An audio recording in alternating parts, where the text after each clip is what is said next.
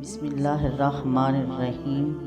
السلام علیکم میرے پیارے دوستو، امید ہے کہ آپ سب ٹھیک ہوں گے۔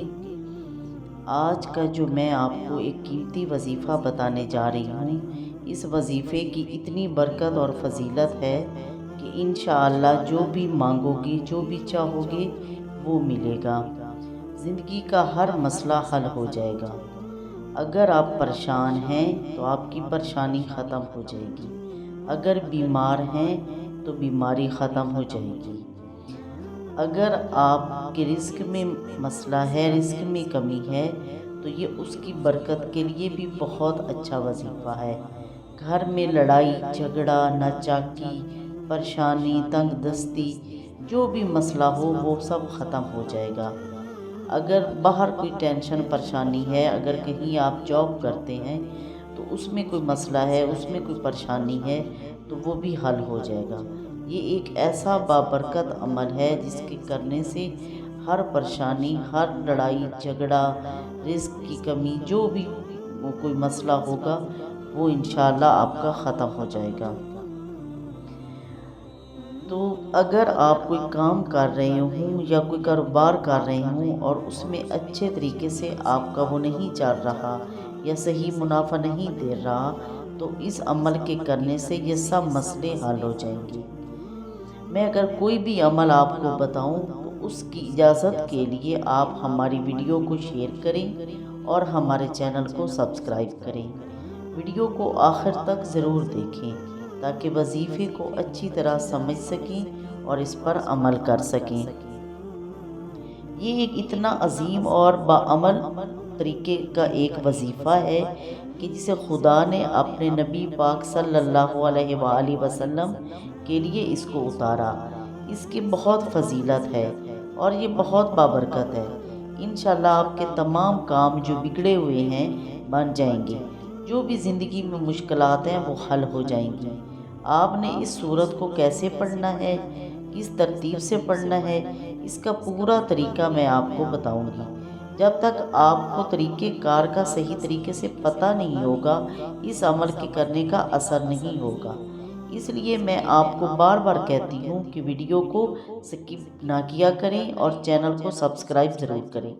یہ بھی جاننا ضروری ہے کہ اس عمل کو آپ نے کس ٹائم پہ کرنا ہے اور یہ کس طریقے سے کرنا ہے، یہ بھی میں آپ کو بتاتی ہوں۔ اس عمل کو آپ کسی بھی نماز کے بعد کر سکتے ہیں، مثلا فجر، ظہر، عصر، عشاء، مغرب، جو بھی نماز ہو آپ اس کے بعد اس کو کر سکتے ہیں۔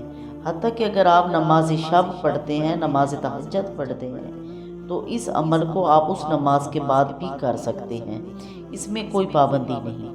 آپ کو جب بھی وقت ملے اس وظیفے کو کریں، اس کی کوئی پابندی نہیں۔ اس وظیفے کو مرد ہو یا عورت ہو، حتیٰ کہ اگر کوئی بالغ بچہ بھی ہے تو وہ بھی اس کو کر سکتا ہے۔ مرد حضرات کے پاس اکثر ٹائم نہیں ہوتا کیونکہ انہوں نے کام کے سلسلے میں اکثر باہر جانا ہوتا ہے، اس لیے اگر عورت کے پاس ٹائم ہو، ویسے تو عورت بھی بہت مصروف ہوتی ہے لیکن اگر وہ ٹائم نکال سکے تو اس وظیفے کو باقاعدگی سے کرے۔ اس عمل کو آپ نے لازمی کرنا ہے تاکہ زندگی میں جو پریشانیاں اور مشکلات ہوں وہ سب ختم ہو جائیں اور آپ کی زندگی میں آسانیاں پیدا ہوں۔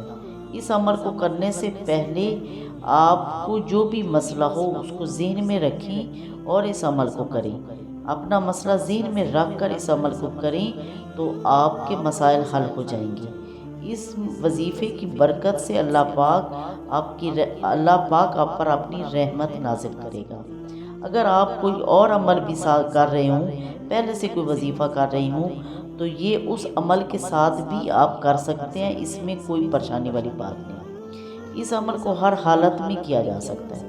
اگر آپ اس عمل کو کرتے ہیں تو اس سے پہلے اس بات کا خیال رکھیں کہ آپ خاموشی کے ساتھ کریں۔